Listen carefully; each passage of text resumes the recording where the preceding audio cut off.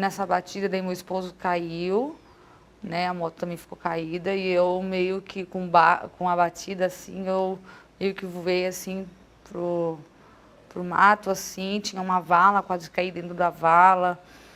Daí depois eu fui me arrastando até a estrada para pedir ajuda. 7 dias em coma, 3 semanas na UTI, quase 2 meses em uma cama de hospital. A perna precisou ser reconstruída. Foi esmagada em um acidente de moto. Eu tinha uma fratura exposta no fêmur, daí fizeram o retalho, tudo tiraram daqui mesmo, não tinha nem feito ainda um enxerto. Eles tiraram daqui mesmo e colocaram o retalho ali, no joelho. Em segundos, a vida de Priscila foi completamente modificada. Agora simplesmente destruiu nossos sonhos, né? Sonhos que ficam para sempre no asfalto, em uma epidemia que se alastra pelas estradas brasileiras. Foi o que apontou a pesquisa Mapa da Violência, que registrou um aumento de 754% no número de mortes de motociclistas no Brasil entre os anos de 1998 e 2008. Ao total, 8.898 pessoas morreram em acidentes com motos, somente em 2008.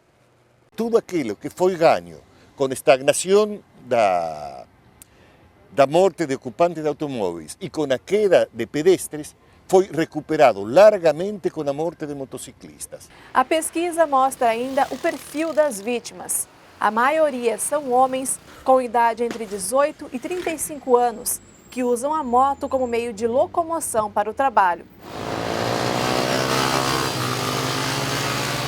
Na relação dos 100 municípios que mais registram óbitos, em uma escala de 100 mil habitantes, é Santa Catarina quem amarga a primeira posição. O estado catarinense tem 12 cidades na lista do Mapa da Violência, o maior número entre todos os estados brasileiros. Segundo dados da Secretaria Estadual de Saúde, até setembro de 2011, 374 catarinenses perderam a vida em acidentes de motos. Foi o que aconteceu com Elton, marido de Priscila. Os dois seguiam para casa quando foram surpreendidos por 2 carros que faziam racha. Perdi o bebê, aí tive hemorragia, daí tiveram que fazer cesárea também para tirar o feto, né? E Elton, infelizmente, ele já caiu morto já, né? Pela batida que deu, ele se quebrou todo, foi muito machucado, quebrou tudo que é osso. Para Elton, a moto era mais do que meio de transporte, era também o sustento. O jovem de 26 anos trabalhava como motoboy e desde 2006 estava casado com Priscila. A casa em construção é apenas um dos sonhos do casal que o acidente interrompeu. O plano deles é assim, ó, quando eles acabassem de fazer a casinha deles, de arrumar toda a casa, né? O plano deles é quitar a dívida deles direitinho, que eles tinham, e depois começar a viver para eles, os dois viver, entendeu? Eles iam começar a jantar fora, almoçar fora, passear. Na década de 1990, a motocicleta se popularizou e para isso contou com incentivos fiscais do governo. Novas marcas chegaram ao mercado brasileiro e juntaram-se às que já estavam instaladas por aqui, mais especificamente em Manaus, no que viria a ser a Zona Franca de Manaus, que hoje concentra quase 100% da produção total de motocicletas no Brasil. A ajuda do governo e o mercado do motociclismo a todo vapor, o trânsito nas grandes cidades, a deficiência do transporte público e o alto preço do combustível não poderiam ter outro resultado. Os brasileiros tinham agora uma nova forma de locomoção, mais ágil e mais barata. Para as pessoas que precisam de alguma mobilidade mais rápida, mais variada e que não têm recurso para comprar um automóvel no Brasil, não há dúvida de que a motocicleta é um veículo individual motorizado conveniente. Jane vai levar para casa 2 motos de uma só vez. Ela, que ainda precisa aprender a pilotar, e o marido, que queria uma moto maior, fecharam o negócio. Vão pagar parcelado em 48 vezes e nem precisaram dar entrada. R$303 junto com o emplacamento, né? Ganhei em brinde, capacete, achei fantástico. Facilidade que para muitos ainda rendeu um emprego.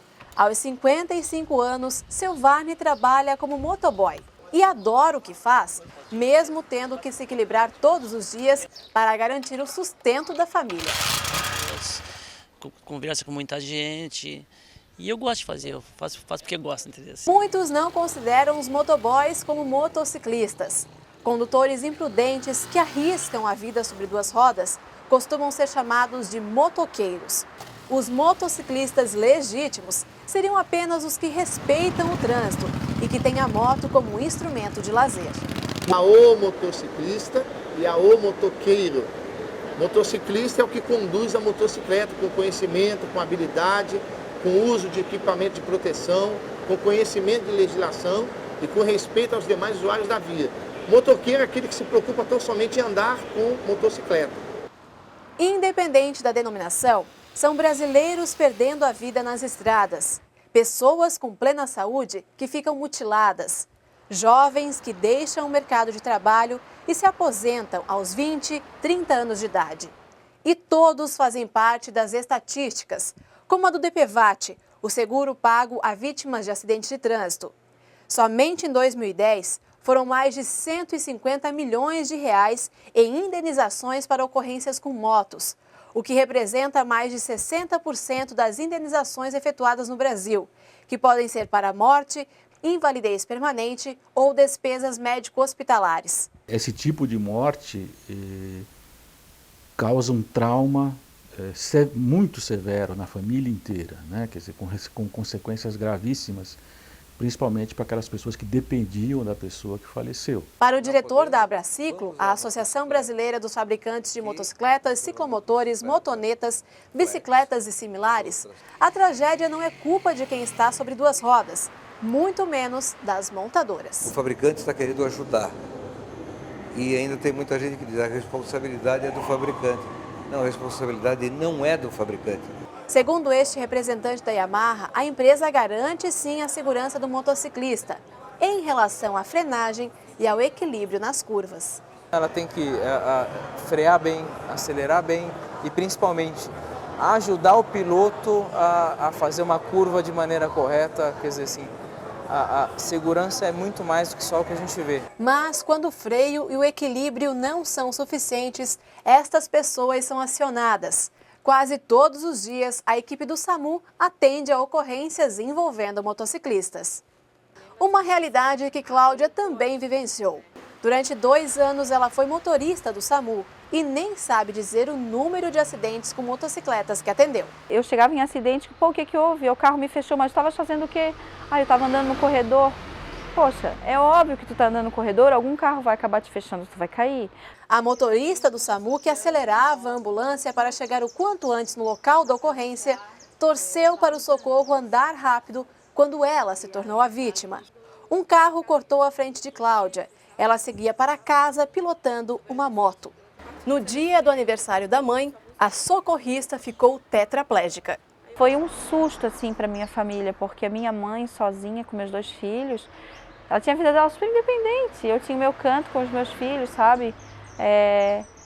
E de repente caiu no colo dela 2 crianças e mais uma mulher de 28 anos acidentada e só mexendo a cabeça. Uma cirurgia, 15 dias no hospital, 9 somente na unidade de terapia intensiva. Assim como Cláudia, milhares de outras vítimas de acidentes precisam ficar internadas durante semanas e até meses. Pelo SUS, o Sistema Único de Saúde, os pacientes não pagam nada. Mas a conta não sai de graça. Sobra para os cofres públicos. Uma despesa que dobrou de valor entre os anos de 2007 a 2010. Somente em 2010 foram mais de 150 mil internações, um custo de 187 milhões de reais. E esta epidemia tem chamado a atenção das autoridades. Aderindo ao Plano de Ação da Década de Segurança no Trânsito 2011-2020, lançado pela Organização Mundial da Saúde, o Brasil se comprometeu a criar estratégias para reduzir o número de mortes no trânsito nos próximos 10 anos. Uma das primeiras medidas foi a implementação da rede de atenção às urgências, com prioridade para as vítimas do trânsito, especialmente os motociclistas. Outra iniciativa foi criada antes, em 2009. A legislação que regulamenta a profissão dos motofrentistas ou motoboys e os mototaxistas. As novas regras entram em vigor em todo o Brasil a partir de agosto de 2012. Com a medida, os profissionais de duas rodas devem ter 21 anos completos e pelo menos 2 anos de habilitação na categoria A, específica para motociclistas. Em serviço, é obrigatório o uso de colete, capacete e baú com faixas refletivas. A moto precisa ainda estar equipada com antisserol, que protege contra as linhas usadas em pipas, e também com mata-cachorro, para proteger as pernas. A fiscalização cabe às prefeituras. Mata-cachorro, que é uma coisa que pouca gente fala, que é um ferro que protege as pernas, porque uma grande incidência dos acidentes estão em perda de órgãos inferiores. Então, antigamente vinha junto com a moto um aparato de ferro que protegia as pernas. Por uma questão de estética visual, e as pessoas começaram a tirar aquilo e as fábricas pararam de fazer porque, né, dificultava a venda, e aí a gente colocou a estética na frente da utilidade. Então, uma coisa que era para salvar a perna de alguém, hoje não é bonito, eu prefiro perder a perna. Então, esse valor também está invertido. O colete até ajuda para quem trabalha à noite, que é o meu caso, que eu trabalho na pizzaria. Mas o que realmente ajuda são equipamentos de segurança, como essa caneleira que eu uso, né? Realmente essa caneleira faz com que no acidente tu não quebre a perna ou até que diminua o impacto.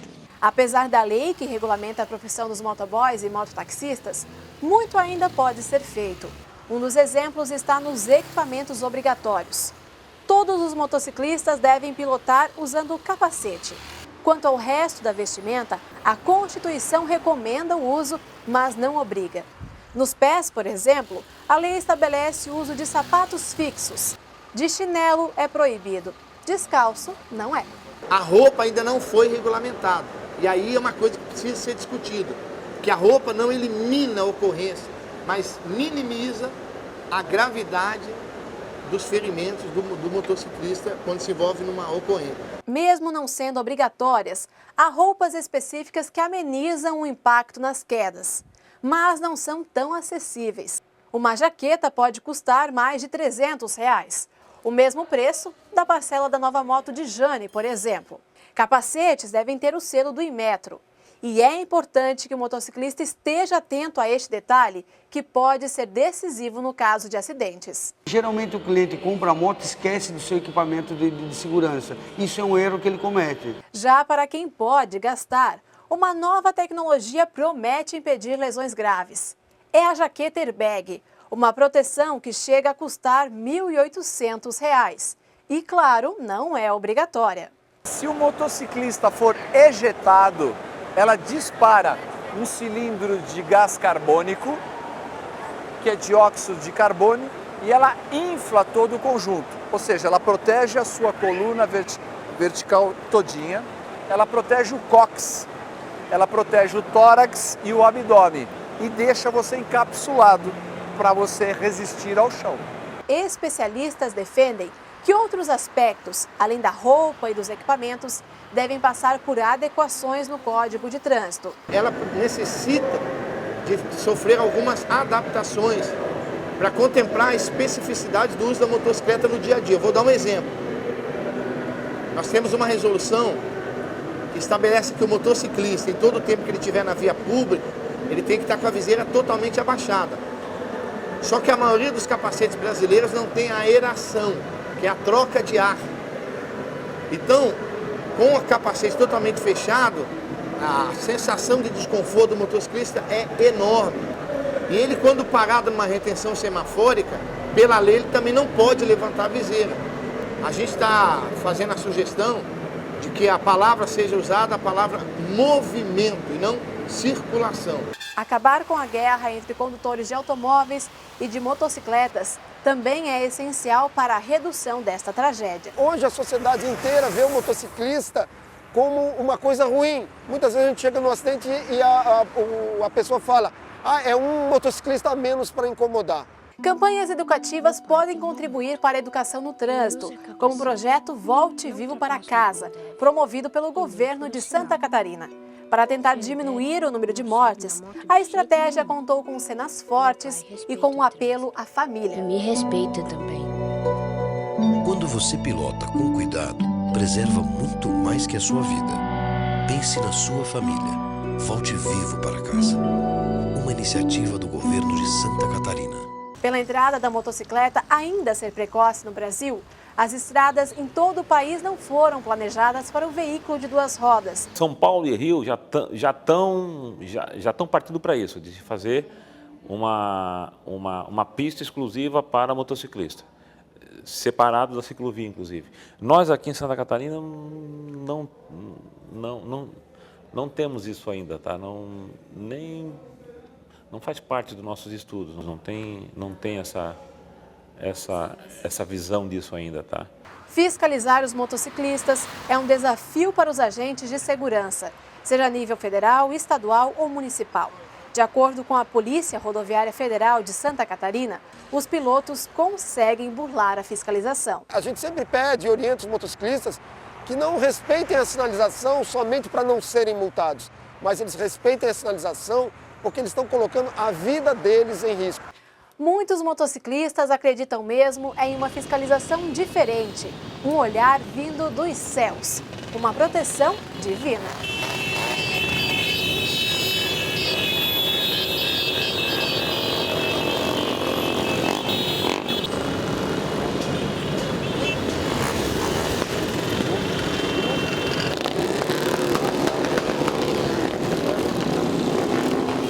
Em Porto Alegre, todos os anos acontece a procissão dos motociclistas em honra a Nossa Senhora Aparecida.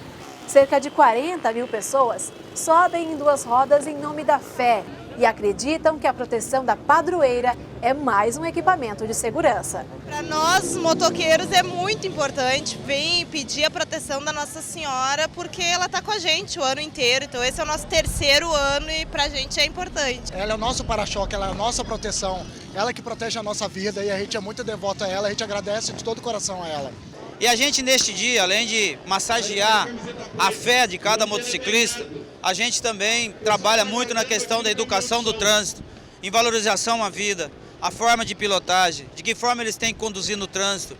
O padre que abençoa todos os fiéis também pilota uma moto e é quem puxa a procissão que acontece há 37 anos. Não adianta achar que a gente tem a bênção que agora pode fazer o que quiser no trânsito, que não funciona, né? Então, assim, um casamento perfeito é essa, né? Proteção divina e a prudência humana. 2 anos depois do acidente, a fé de Cláudia é pela recuperação. De segunda a sexta-feira, ela faz tratamento, como a ecoterapia. E tanta dedicação já a fez recuperar boa parte dos movimentos.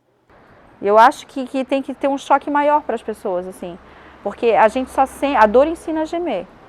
A gente só sente o que acontece e todo o problema que causa quando a gente enxerga, que a gente vê o que está se passando. O para-choque do motoqueiro é a testa, é o peito, entende? Então por isso que a gente aparece nas estatísticas. Essa pessoa, esse ser humano que está na motocicleta, não pode arriscar sua vida para você ter uma pizza 10 minutos antes do que é possível. Então todo mundo tem que entender isso. Enquanto não houver conscientização, respeito e atenção redobrada no trânsito, a cada hora do dia uma família vai receber uma notícia trágica. E em alguma estrada, mais um motociclista vai ser vítima desta epidemia em duas rodas. Saber que paralisou, saber que eu me arrumbei toda, desculpa a expressão, saber que paralisou o intestino, paralisou a bexiga, paralisou a função sexual, é como se eu estivesse morta, como se só existisse cabeça, né? Então, se as pessoas querem isso para elas, eu acho que não. Acho que ninguém deseja isso, né? E eu ainda estou reclamando demais que eu estou viva. E aqueles que foram e não voltam mais.